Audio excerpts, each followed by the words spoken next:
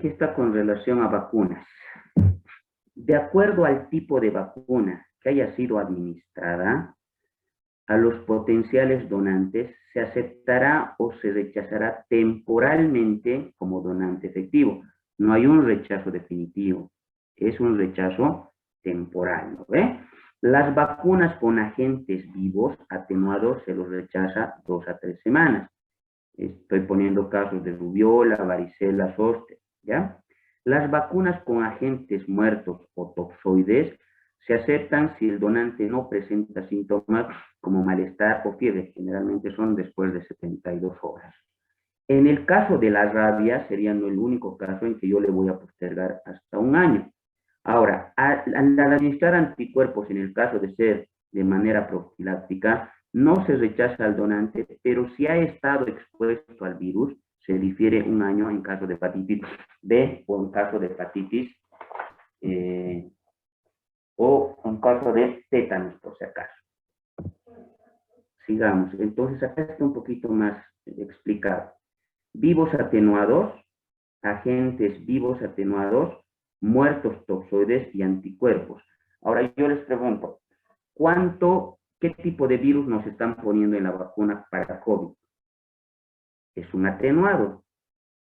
Entonces, acá, ¿cuánto tiempo dice? De 2 a 3 semanas. O sea, no te habla del tipo de virus, te habla de la vacuna con un virus atenuado. Entonces, ese es el concepto que uno tiene que llegar a entender. Entonces, si me están poniendo un virus atenuado, entonces el rechazo es de 3 semanas. Me están poniendo un virus vivo, entonces eso es de 4 semanas. Me están poniendo la vacuna de la rabia, eso me han dicho que hasta 1 semana. Y generalmente, si son muertos, 72 horas por lo menos. ¿Por qué? Porque generalmente te dan un tipo de reacción tipo fiebre. ¿Bien? Eso es lo que yo tengo que llegar a tener en cuenta, por si acaso. Y si estamos hablando, por ejemplo, de hepatitis, si te han puesto inmunoglobulinas como tratamiento profiláctico, no se rechaza. Si te han puesto vacuna para la hepatitis B porque has estado expuesta al virus, ahí sí te rechazo, por el periodo ventana de hepatitis, ¿no? Puede ser que indiferentemente yo te haya tratado de manera profiláctica, igual no he logrado atenuar el virus y vos eres una portadora del virus. Y si yo te dejo donar antes del año, lamentablemente puedo cometer un error porque le puedo pasar a la otra persona hepatitis. Entonces hay que tener muchísimo cuidado con eso, por si acaso. ¿Ya? Eso es con relación a estos aspectos. Ahora, si queremos seguir viendo con relación a algunas enfermedades endocrinológicas, como tú me decías, se rechaza de forma definitiva como donante a las personas con estas patologías activas, ya que pueden tener un exceso de hormonas que puedan ocasionar una hiperestimulación del sistema involucrado. Por ahí se ha confundido. Estoy hablando en realidad del hipertiroidismo. Me dejo entender, porque ahí sí hay un exceso hormonal. Pero en el hipotiroidismo es todo lo contrario, si se da cuenta. No hay hormonas. La única forma de yo postergarle su donación sería si estaba tomando las drogas. ¿Por qué? Porque ahí sí le están dando la hormona. Y si yo le administro hormona a una persona que está normal, puedo hacerle que se vuelva hipertiroide. Por eso sí yo le rechazaría, pero en caso de hipertiroidismo y no así de hipotiroidismo, si no estaba tomando además las drogas correspondientes.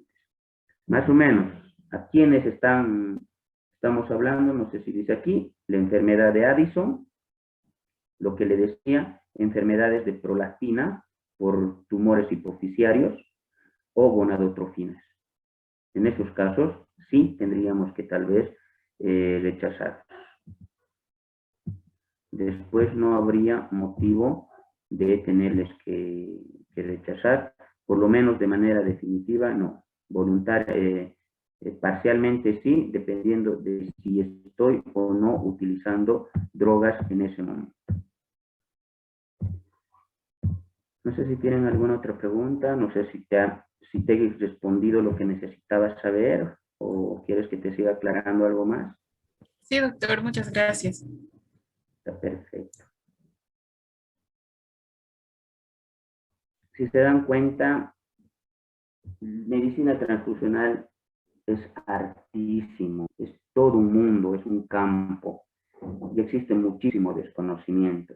Por eso que yo en la parte práctica voy a ser voy a ser muy, si vale el término, quisquilloso en este aspecto. No solamente con el deseo de que ustedes vayan aprendiendo, sino que también con el deseo de que se les vaya concientizando y al mismo tiempo ustedes vayan concientizando qué es el acto de donar. ¿De acuerdo? Y como bien decía uno de los conceptos, es el acto de extender la mano para tratar de ayudar a salvar una vida o restablecer la salud de una persona. Porque sabemos que existen enfermedades terminales, como por ejemplo el cáncer. En el cáncer, lamentablemente, no hay de otra, si vale el término, y solamente darle calidad de vida a nuestros pacientitos o a nuestros familiares mismos. Ya siempre han dicho que el hecho de tener a un familiar por lo menos un mes más conmigo o un año más conmigo, pues interesa si tenemos que vender hasta, ¿qué les digo? Hasta quedarnos pobres, ¿verdad? Porque eso nadie nos los va a devolver. A eso es a lo que nosotros nos referimos. Bien, señores. Y por ende, por si acaso, aquellas personas que son donantes y lo hacen en el Jaime Mendoza, me hacen llegar sus papeletitas de donación, por si acaso.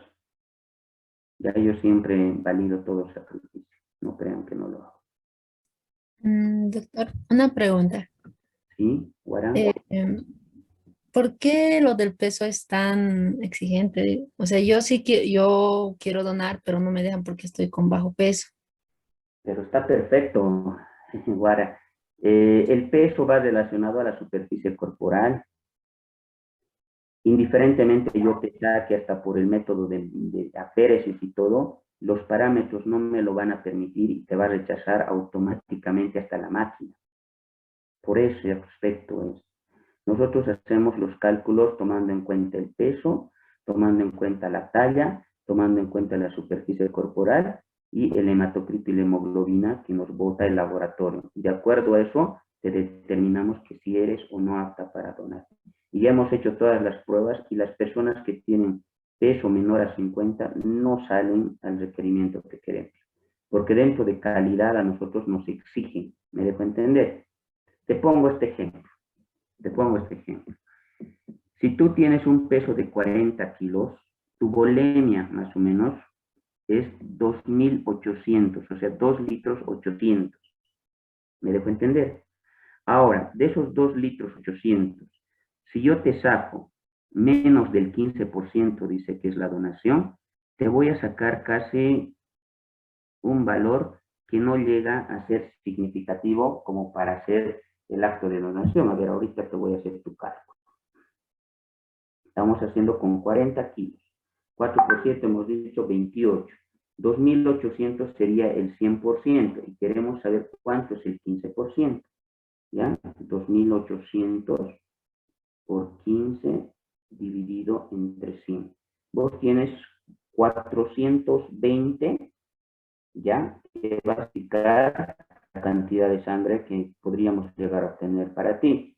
Y que de edad me estarías dando el límite inferior. Y si yo no logro o te logro sobrepasar esta cantidad, ya te meto en lo que se llama una excesiva extracción de sangre porque pasarías a una clase 2 mayor al 15% y te descompensarías. Ahora me entiendes. Por eso es importante el peso. Mientras más peso pongo, vamos a suponer que pese 60. 60 por 7, ¿a cuántos litros subes? A 4 litros 200. Ahora sí, me sirves como para sacarte inclusive hasta 600 de sangre. Está bien, doctor. Gracias. Por eso es, porque gracias al peso yo puedo calcular inmediatamente el volumen de sangre que uno tiene. La constante, por si acaso, es 0,7 en las mujeres y 0,6 en el varón. Por eso, cuando ustedes estén dentro de la emergencia y les llegue un paciente chocado, les digan, por accidente automovilístico, a ojo de buen cubero, más o menos tienen que calcular, ya, este debe estar pesando unos 60. O si ustedes son más inteligentes o más vivos en ese momento, porque lamentablemente son vivos y el residente está en su mundo Pokémon, yo siempre digo, agárrenlo al paciente súbanse usted a la pesa, a la balanza y pésense. Ah, ya pesamos 120 kilos. Suelten al paciente, súbanse a la balanza, 60 kilos. Entonces, 60 menos 120, 60 kilos. ¿Mi paciente cuánto pesaba? 60. Si es varón, 6 por 6, 36. ¿Cuánto de volemia tiene? 3 litros, 600. Ya han calculado. Ahora inmediatamente empiezan a sentirle o a hacerle el examen clínico. ¿Qué tiene? Taquicardia, perfecto. ¿Qué tiene? Hipotensión, perfecto. ¿Qué tiene? Stop nubilado, contractor, listo. La clase de hemorragia que este paciente tiene más o menos oscila entre 3, si es que no se está chocando. Entonces, clase 3 me han dicho en la cátedra de hematología, sangre, necesitamos sangre. Automáticamente, señores, su familiar está en una hemorragia clase 3 y con seguridad va a necesitar sangrecita. Por favor, les pido que vayan al banco de sangre, empiecen a hacer la campaña para donar, porque vamos a necesitar. Y mientras tanto, ¿qué hacen ustedes? Lo cuelgan un coloide o un cristaloide, 1000 a chorro, ven presión, no, se está bajando, nuevamente 1000 en 4 horas, no, se está bajando, le ponen una sonda vesical, se ha pinzado, no hay diuresis, se baja la presión, shock hipovolémico, sangre. Entonces es la manera de actuar. Pero si se están dando cuenta, es la forma. Yo muchas veces, y perdónenme, era un poquito más exigente en la residencia, ahora me he ido apagando, si vale el término. Yo les sentaba la mano en ese sentido. Porque existen formas, a veces les pides, ¿cuánto ha orinado su paciente? Me dice, no se podía medir, doctor. ¿Por qué? Porque está con pañal. Perfecto, peor, te vendiste, ¿no? ¿Qué tenías que haber hecho? ¿Cuántos pañales entonces lo han cambiado a tu paciente? 5. Perfecto. ¿Cuánto pesaba cada pañal? Nadie lo pesó, porque ahí estaba la diuresis de tu paciente.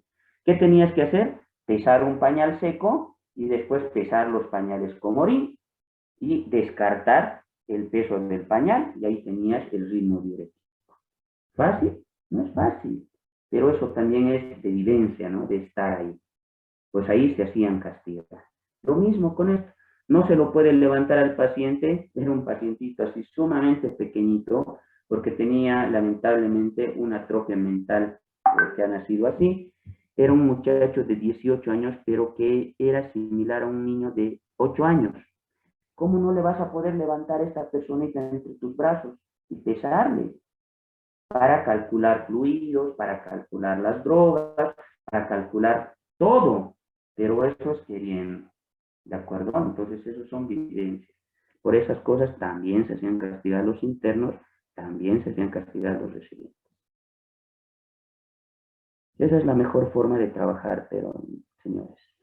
Bien, no sé si tienen alguna pregunta más o les estoy cansando demasiado. Ya nos podemos ir a dormir. Doctor. Sí, Paola, te escucho. Doctor, buenas noches. En cuanto al interrogatorio, sé que usted decía que es donde vamos a identificar si el paciente nos refiere a alguna droga que esté consumiendo, pero también sé de casos que muchas veces el paciente no llega a decir lo que consume.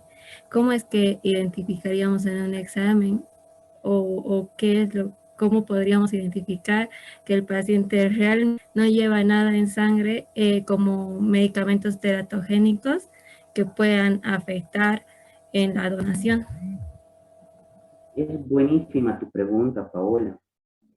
Es la misma pregunta que nosotros le hemos hecho al Programa Nacional de Sangre. Es la misma pregunta que le hemos hecho a la Organización Mundial de la Salud. ¿Cómo hacemos que una persona me diga la verdad? Entonces, ¿cuál es la respuesta? Esto es conciencia. ¿Y cuál es la conciencia? Ser un donante voluntario o un donante altruista. Un donante voluntario o un donante altruista nunca te va a decir mentiras. Más al contrario, te va a decir la verdad. Te va a decir, mire doctor, yo soy donante de siempre. Esta semana me llamaron, pero no puedo porque hace 3 días estoy con un problema odontológico y estoy consumiendo AINES.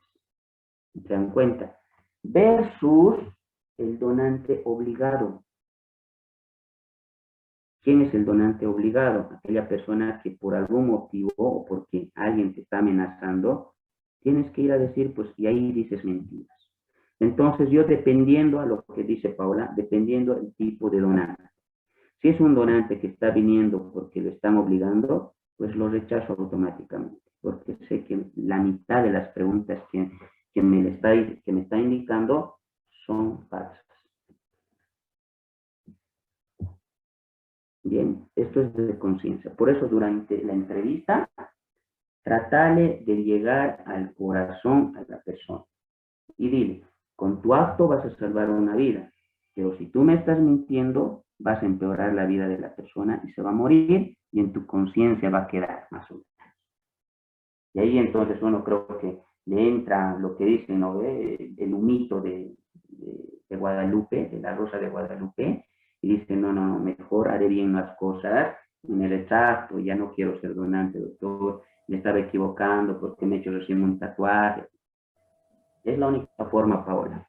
Porque quisiéramos implementar nosotros dentro de lo que es el laboratorio, primero pruebas de toxicidad, tú bien lo has dicho, pruebas también endocrinológicas, pruebas de drogas teratogénicas, pero ¿sabes cuánto ya significaría el valor de la sangre?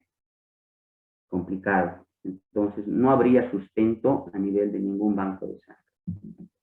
Ese es el gran problema. Gracias, doctor. Lourdes, Apelar a la conciencia entonces. conciencia, es conciencia. Lourdes, ¿querías decir algo?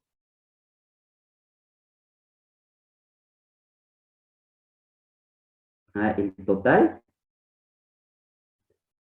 Si es por el método de aféresis, hasta 1 hora. Pero si es por el método tradicional, es más rápido, 15 a 20 minutos. Obviamente, después de haberte hecho yo el tamizaje y las pruebas, no estamos hablando netamente del acto de donar. Creo que estoy entendiendo en ese sentido.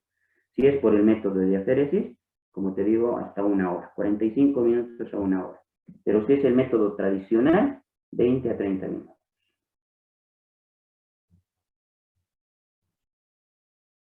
¿Para qué necesitas saber eso? Ah, están buscando tiempos, ¿no ven?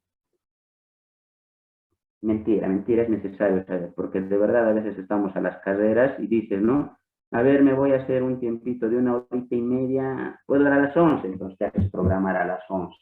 Sabes que van a tardar hasta las 12 y te da tiempo para llegar en media hora a tu trabajo, sí, perfecto, cabalito, ¿ves? Si es por método de hacer. Pero si es el método normal, bueno, 12 voy, 12:30 ya me retiro, hasta que coman mi refrigerio, ya pues 1 menos cuarto me van a liberar y ya estoy libre. Bien, doctores, ¿algo más? Doctor, una pregunta más. ¿Sí? Durante la transfusión, si el paciente presenta prurito, ¿se le sigue dando la sangre o qué se le hace? ¿Te hago una pregunta, Guara? Sí, doctor, tenía una. ¿Guara me preguntó o quién me preguntó? No, no, es Noelia. No, mi doctor. Ah, Noelia. Te pregunto una cosa, Noelia. Dígame, doctor. ¿Ya eres mamá? No, no, doctor. Entonces no te apures tanto, ¿no? Mañana pasado vamos a hacer reacciones transfusionales a la transfusión. Está dentro de nuestro bolo, ahí te voy a responder. Depende.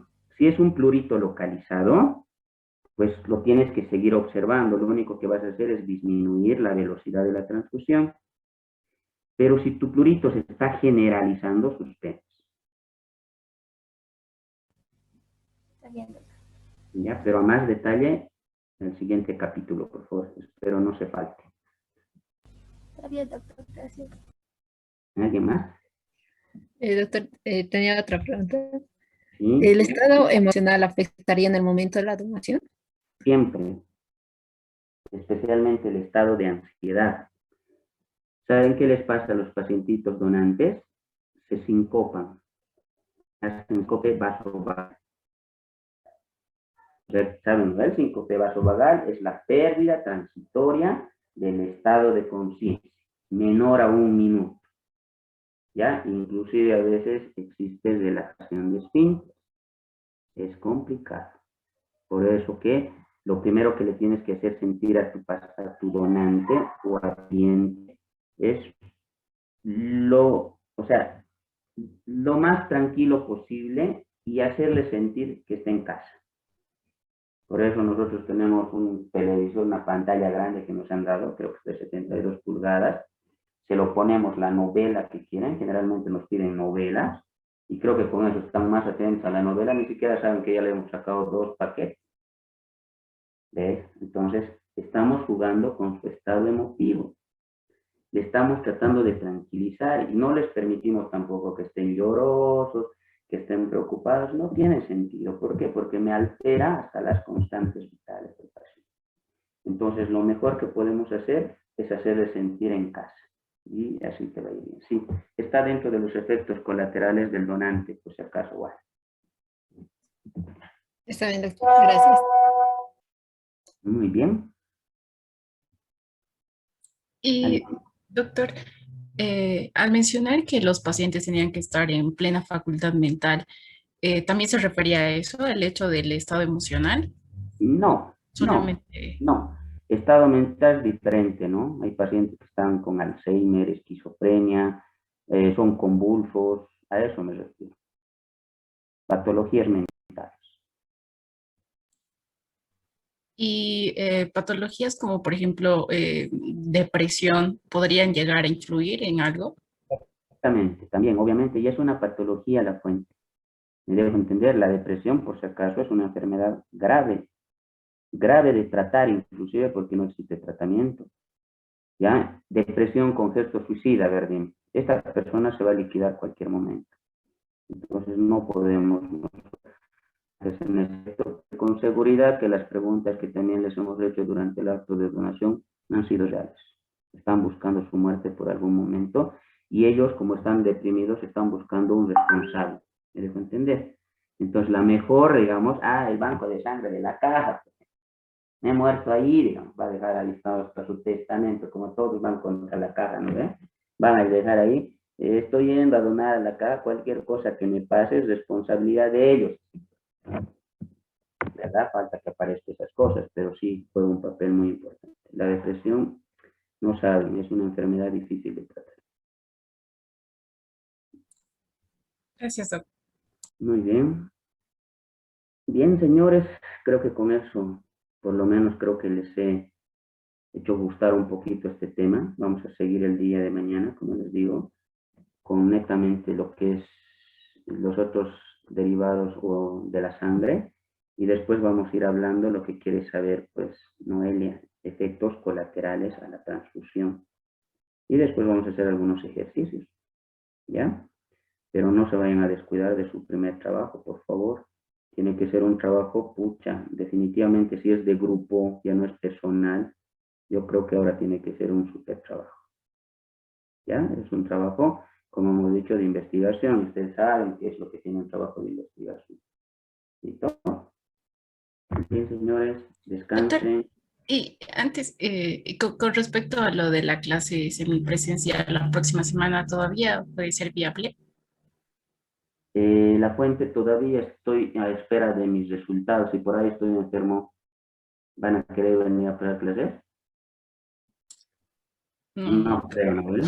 Nah. Mañana me van a dar mis resultados. Yo, dentro de todo, no creo porque está pasando este problema.